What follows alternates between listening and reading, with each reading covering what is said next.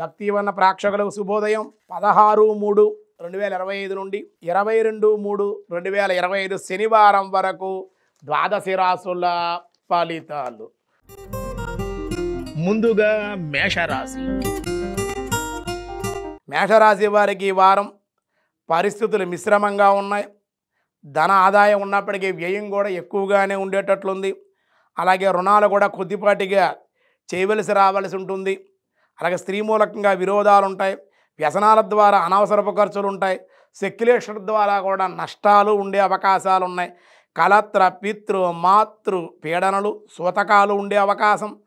సంతానం పరీక్షల్లో బాగా వ్రాసే అవకాశాలు విద్యార్థులకు అనుకూలంగా ఉంది. ప్రయాణాల యందు ఇబ్బందులు, వాహనాల రిపేర్లు, ప్రమాదాలు ఉండే అవకాశాలు కాబట్టి మేషరాశి వారు మంగళవారం శనివారం ప్రయాణం చేయకుండా ఉంటే మంచిది. శత్రుమూలకంగా నష్టాలు ఉన్నాయి.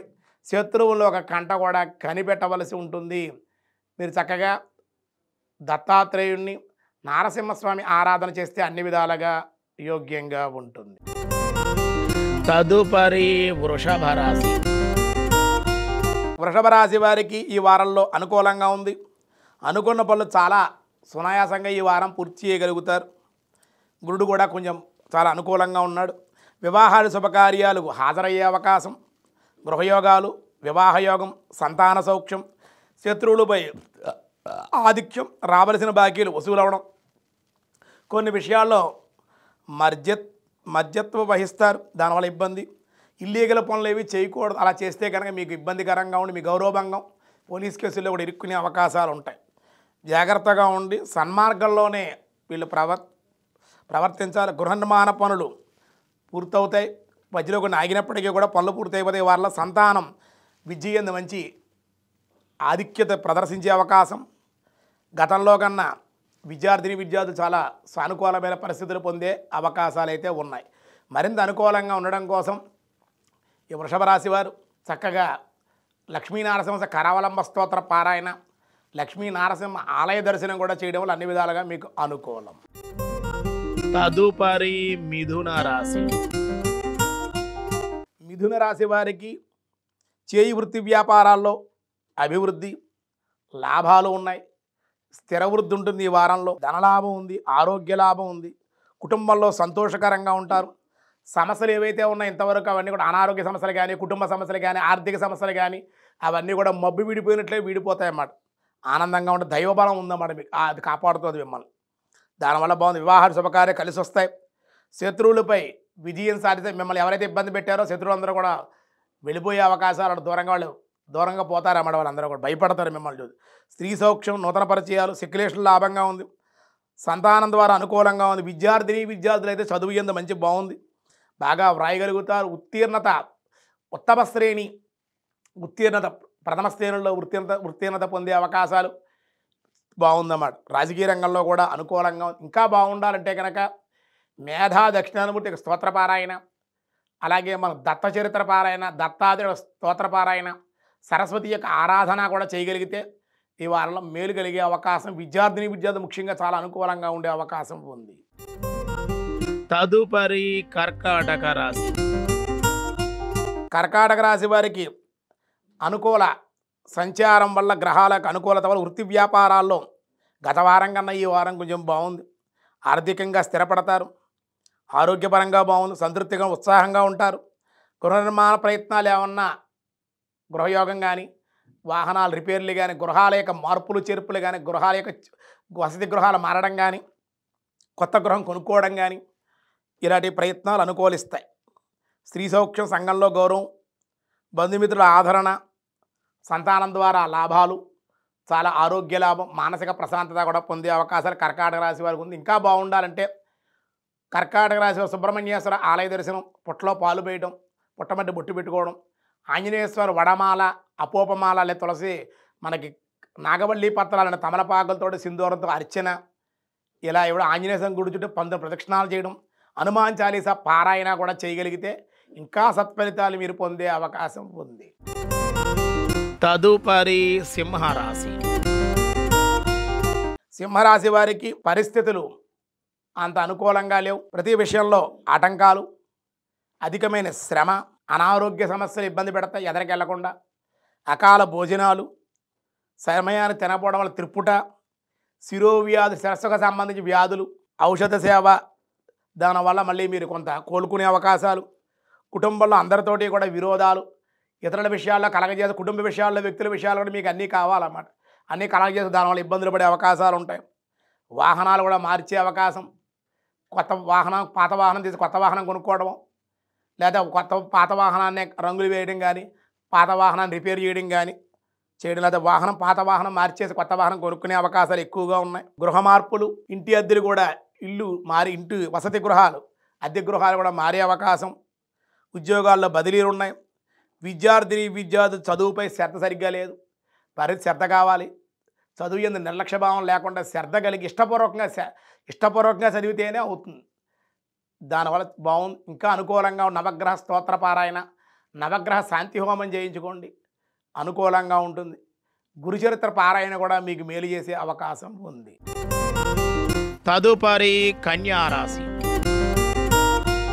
కన్యారాశి వారికి చేయి వృత్తి వ్యాపారాల్లో సానుకూలత, మనశ్శాంతి, ఆరోగ్య లాభం, శారీరకంగా శ్రమ ఉంటుంది, అకాల భోజనాలు ఉన్నాయి, ఉద్యోగులకు అనుకోని బదిలీలు ఉన్నాయి, అపవాదులు ఉన్నాయి, నిందారోపణలు ఎదుర్కొంటారు. ఈ వారంలో కోపం ఎక్కువగా ఉంటుంది, దానివల్ల ఇబ్బందులు ఉంటాయి. అలాగే భూ సంబంధిత వ్యవహారాలు అయితే లాభం ఉంది. సంతానం కూడా విద్యార్థులు పరీక్షల యందు ఉత్తీర్ణత పొందే అవకాశాలు ఉన్నాయి. గృహంలో శుభకార్యాలు కూడా జరిగే అవకాశాలు, శుభకార్యాల్లో వెళ్ళి పాల్గొనే అవకాశం కూడా ఉంది. మరింత అనుకూలంగా ఉండడం కోసం కన్యారాశి వారి విష్ణు సహస్రనామ పారాయణ, విష్ణు ఆలయ దర్శనం మీకు మేలు చేసే అవకాశం ఉంది. తదుపరి తులారాశి. తులారాశి వారికి ఈ వారంలో వ్యవసాయదారులకి, వృత్తి వ్యాపారస్తులకి అనుకూలమే. ఉద్రేకంగా మాట్లాడటం వల్ల, కోపాన్ని 10 మంది ముందు ప్రదర్శించడం వల్ల కార్యాలు విఘ్నం అవడం, కార్యాలు భగ్నమయ్యే అవకాశం ఉంది. ఇతరులు పెట్టే మాటల వల్ల, వాళ్ళ బాధల వల్ల, అలాగే మీరు మాట్లాడే మాట కఠినంగా ఉండడం వల్ల విరోధాలు, ఇబ్బందులు, కొట్లాటలు, శరీరానికి గాయాలు, అలాగే ప్రయాణాలలో అతి వేగంగా కానీ వాహనాలు నడిపితే ప్రమాదాలు ఉన్నాయి. ఈ వారంలో మంగళవారం, శనివారం జాగ్రత్తగా ఉండండి. సంతాన సౌఖ్యం, స్త్రీ మూలకంగా లాభాలు, కానీ దేవాలయ దర్శనాలు, దైవ కార్యాల్లో పాల్గొనడం వల్ల కొంత ఉపశమనం కూడా ఉండే అవకాశాలు ఉన్నాయి. చక్కగా మీరు శివాలయంలో ఈ వారం రుద్రాభిషేకం చేయించుకొని అమ్మవారి కుంకుమార్చన కూడా చేసి పార్వతీ పరమేశ్వరి యొక్క ఆరాధన, దర్శనం మీకు మేలు చేసే అవకాశం ఉంది. తదుపరి వృశ్చిక రాశి. వృశ్చిక రాశి వారికి సానుకూల పరిస్థితులే ఉన్నాయి. ఆర్థికంగా తృప్తిగా ఉంటుంది. ధైర్యంగా ప్రతి పనిలో దైవబలంతో, ధైర్యంతో, ఏకాగ్రతతోటి, పట్టుదలతోటి ముందుకు వెళ్తారు. పనులన్నీ ఇష్టపూర్వకంగా పూర్తవుతాయి. ఉద్యోగులకి, అలాగే గృహంలో మార్పులకి, స్థాన మార్పులకి, ఉద్యోగంలో ప్రమోషన్ రావడం కానీ, పై పోస్ట్ ఏమైనా రావడం కానీ, లేదా ఉన్న ఉద్యోగం మారి ఇంకో చోట అక్కడే జాయిన్ అవ్వడం కానీ, గృహం కూడా మారే అవకాశాలు ఉన్నాయి. గ్రామం కానీ గ్రామేతర ప్రాంతాలు వెళ్ళే అవకాశాలు ఉన్నాయి. తదుపరి ధనస్సు రాశి. విద్యార్థి సానుకూలంగానే ఉంది. చదివేందుకు మరి శ్రద్ధ కూడా చూపించాలి మీరు. ఇంకా నూతనమైన పరిచయాలు, లాభాలు ఉన్నాయి. దానివల్ల గతంలో నిలిచిపోయిన పనులు ఏమన్నా ఉంటే, చాలా కాలానికి ఆ పనులు ఏమన్నా ఉంటే ఇప్పుడు కదిలి ఆ పనులన్నీ కూడా పూర్తవుతాయి. చాలా కాలంగా వాయిదా పడినటువంటివి ఇప్పుడు పనులు పూర్తవడం వల్ల కొంచెం ఆనందంగా ఉంటాయి. ఆర్థికంగా కూడా లాభాలు ఆర్జించే అవకాశం ఉందన్నమాట. మరింత అనుకూలంగా ఉండడం కోసం ఈ ధనుసు రాశి వారు విష్ణు సహస్రనామం, శనివారం రోజు విష్ణు ఆలయ దర్శనం చేయండి. ఎందుకంటే అర్ధాష్టమి శని కూడా ప్రారంభమైంది. శనివారం రోజుని వెంకటేశ్వర స్వామి గోవిందనామాలు, తులసార్చన, నీలపు రంగు పుష్పాలతో వెంకటేశ్వర స్వామిని ఆరాధన చేయడం వల్ల మేలు కలిగే అవకాశం ఉంది. తదుపరి మకర రాశి. మకర రాశి వారికి ఏ పని చేసేవారికైనా సరే ఈ వారంలో చిరు వ్యాపారులు కానీ, పెద్ద వ్యాపారులు, భారీ పెట్టుబడులు పెట్టినటువంటి వాళ్ళకు కూడా చాలా కాలం తర్వాత వ్యాపారంలో లాభాలు చవి చూస్తారు. వీళ్ళు వ్యాపార లాభాలు, ఉద్యోగంలో లాభాలు, ఆర్థికంగా బాగుండు, ధైర్యంతో ఉంటారు. మొండిగా కొన్ని పనులు మీరు చేయగలుగుతారు. దానివల్ల విజయం సాధిస్తారు. విద్యార్థులకు కూడా చదువు యందు నిర్లక్ష్యభావం తగ్గి, చదువు యందు శ్రద్ధ కలిగి, ఉన్నతమైన కొత్త కాలేజీలో సీట్లు రావడం, ఉత్తమ శ్రేణుల్లో విద్య యందు ఉత్తీర్ణత పొందే అవకాశాలు ఉన్నాయి, ఆనందంగా ఉంటారు. ఇంకా మరింత అనుకూలంగా ఉండడం కోసం మకర రాశి వారు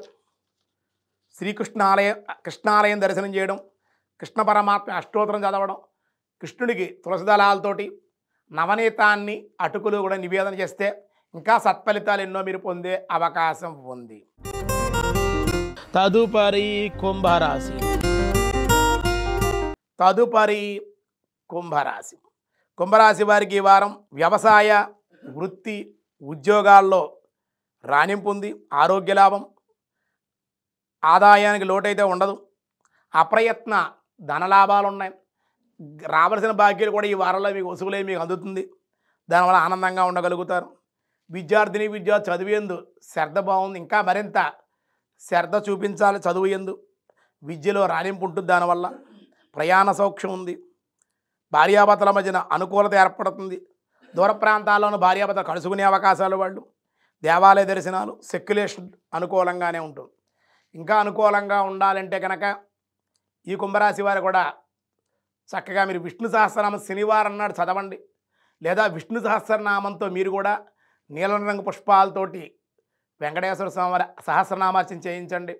అన్ని విధాలుగా సత్ఫలితాలు పొందే అవకాశం ఉంది. తదుపరి మీనరాశి.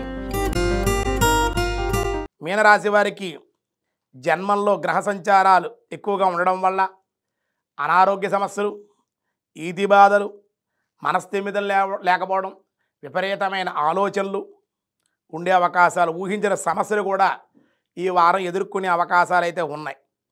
ఆటంకాలు ఉంటాయి పనుల్లో. విద్యార్థులు పరీక్షలు చేసి శ్రద్ధ అవసరం. శ్రద్ధ సరిగ్గా లేదు. మరింత శ్రద్ధ చూపించినట్లయితేనే విద్య మీరు ఉత్తీర్ణత పొందగలుగుతారు. లేదా తక్కువ మార్కులతోనే పాస్ అయ్యే అవకాశాలు ఉన్నాయి. జ్ఞాపక శక్తి కూడా తగ్గుతోంది కాబట్టి జ్ఞాపక శక్తి పెంపొందించేటువంటి మార్గాలు, అలాగే నిద్ర ఉండాలి. చాలామంది చదువుతూ ఉంటారు. చదువు అని చెప్పి రాత్రి 12 గంటలకు చదవడం కాదు. రాత్రి 9 గంటలకు ప్రారంభించి ఒక గంట 2 గంటలు చదవాలి. తెల్లవారుజామున చదవాలి. బాగా మైండ్కి ఎక్కాలంటే తెల్లవారుజాము 4 గంటలకు లేచి 6 గంటల వరకు కూడా చదివితే మైండ్లో రికార్డ్ అవుతుంది. ఎప్పుడు పడితే అప్పుడు చదివేస్తే చదువు పైకి బుర్రలో ఎక్కదన్నమాట. తెల్లవారుజామున అయితే ప్రశాంతమైన వాతావరణం ఉంటుంది కాబట్టి 3 గంటల నుండి 5:30, 6 గంటల వరకు కూడా అనుకూలంగా ఉంటుంది. కానీ ఆ సమయంలో చదివితే జ్ఞాపక శక్తి పెరుగుతుందన్నమాట. ఇదే టెక్నిక్. జ్ఞాపక శక్తి పెరగాలి అంటే కనుక ఆధ్యాత్మికంగా కూడా అదే లాభం అన్నమాట. ఆధ్యాత్మికం కూడా అంతే. చాలామంది చదువుతుంటే మైండ్ ఏమైనా ఇబ్బంది అవుతుంది అనుకుంటారు. సైన్స్ కూడా పరిశోధన చేస్తుంది. ఈ మంత్రాలు, ఈ వేదాలు, ఈ శ్లోకాలు, ఈ పద్యాలు, ఈ పాటలు పాడితే మైండ్ ఇంకా యాక్టివేట్ అవుతుంది మైండ్. నరాలు ఇంకా శక్తివంతంగా ఉన్నాయని చెప్తున్నారు వాళ్ళు పరిశోధన చేసి. అంటే ఆధ్యాత్మిక శక్తి ఎంత ఉందో మన ఆధ్యాత్మిక గ్రంథాల ద్వారా, వేదాల ద్వారా భగవద్ ఆరాధన చేయడం వల్ల మనకు నష్టం, శరీరంలో ఎనర్జీ పోతుంది అనుకుంటాం. మనం ఎనర్జీ ఏమాత్రం పోదాం. ఎందుకంటే ఉపవాసాలు అంటే మేము సరిగ్గా భోజనాలు, టిఫిన్లే చెయ్యం. అటువంటి పూజల్లో గంటల రోజులు కూర్చుంటాం. మన శక్తి అక్కడి నుంచి వస్తుంది, భగవత్ చైతన్యంలోంచి వస్తుంది. వేదాన్ని బట్టి వస్తుంది. అక్కడ నిష్టగా, నీమిగా, సదాచారంగా ఉంటే మన శరీరానికి నీరసం ఏమి ఉండవు. భక్తిగా చేసేవాడికి ఏమి ఉండవు. దీని మీద మనసు పెట్టుకుంటే వాడికి ఆహారం మీదే ఉంటుందన్నమాట. కనుక జ్ఞాపక శక్తి పెరుగుతుంది. తెల్లవారుజాము చదవడం వల్ల బంధుమిత్రులతో కలహాలకు దూరంగా ఉండాలి. వాద ప్రతివాదనలు చేయకూడదు. స్థానచలనం ఉంది. గ్రామం కానీ, దేశం కానీ, వ్యాపారం కానీ, గృహం కానీ మారే అవకాశాలు ఉన్నాయి. ఇంకా అనుకూలంగా ఉండాలని మీనరాశి వారు తప్పనిసరిగా శనివారం రోజుని తెలలు నల్ల నువ్వులు నల్లగుడ్డలో కట్టి చక్కగా బెల్లము, నువ్వుల నూనె, మేకులు, పత్తి గింజలు వేసి తెలలు చక్కగా దానంగా ఇవ్వండి. బ్రాహ్మడు ఎంత అడిగితే అంత ఇచ్చేయండి, మరేం పర్వాలేదు. తెలదానాల దగ్గర, బ్రాహ్మణుల దగ్గర, దానాల దగ్గర, పూజల దగ్గర బేరాలు ఆడకూడదు. హోటల్లో మీరు బేరాలు ఆడరు కదా. బేరాలు ఆడకుండా ఎంత అడిగితే బ్రాహ్మడు సంతోషంగా ఇవ్వండి వాళ్ళకి. అలాగే వెంకటేశ్వర స్వామి వారి ఆలయ శనివారం నాడు దర్శనం చేయడం, ఉదయం కానీ సాయంత్రం కానీ ప్రశాంతంగా గుళ్ళో ఒక 5 నిమిషాలు కూర్చోండి. చాలా బాగుంటుంది. మీనరాశి చేసి చూడండి, మీకే తెలుస్తుంది. అనుకూలంగా ఉంటుంది. ఇంకా భూచరాలకి అంటే భూమి మీద తిరిగే మన కేచరాలు, గత వారం జలచరాలు చెప్పేవాడు. భూచరాలు భూమి మీద తిరిగే జంతువులు. అందులో ప్రధానమైన గోవు. గోసేవ చేయడం, గోశాల వెళ్ళడం, గోవుకి అవి ఇవి పెట్టడం కాదు, పచ్చగడ్డి పెట్టడం. చక్కగా గోవుని కడగండి, ప్రదక్షిణం చేయండి, నమస్కారం చేయండి. గోవు సర్వదేవతా స్వరూపంగా నమస్కారం చేయొచ్చు, ప్రదక్షిణం చేయొచ్చు, తప్పేమీ లేదు. గోవుని సేవించండి. వీలైతే గోపంచిగానే స్వీకరించండి, మరి ఏం పర్వాలేదు, దోషాలు తొలగుతాయి. ఈ విధంగా చేయడం వల్ల ఈ వారం అందరికీ కూడా సానుకూలమైన పరిస్థితులు ఉంటాయి అని మీకు చెబుతూ, సర్వే జనా సుఖినో భవంతు, సమస్త సన్మంగళాని సంతు, లోకా సమస్త సుఖినో భవంతు.